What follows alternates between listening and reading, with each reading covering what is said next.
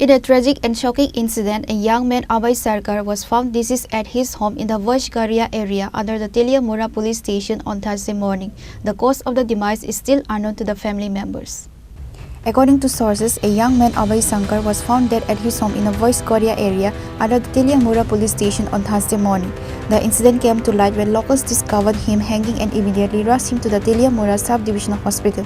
Upon arrival, the attending doctor declared him dead.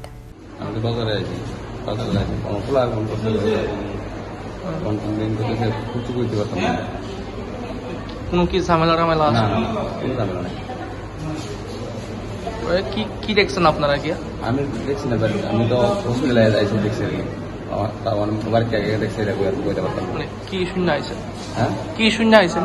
তো ভাতিজা ভাবে দিছে শূন্য। আপনার ভাতিজা? পারাপাতি হয়েছে। আচ্ছা, কি নাম আসলো? অভয় সরকার। অভয় সরকার।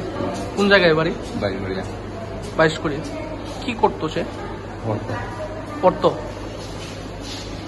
কোনো ঝামেলা বা এমন কিছু? শুনছিলাম। কোন জায়গাতে দিছে? পাশ লাগাইছে না? ঘরের মতোই। The cause of death is currently under investigation, with police stating that the reason for the suicide is not yet clear. Later, the body was handed over to the family after the post-mortem examination. Reported by Khorang from Teliamura, Chini, Khorang.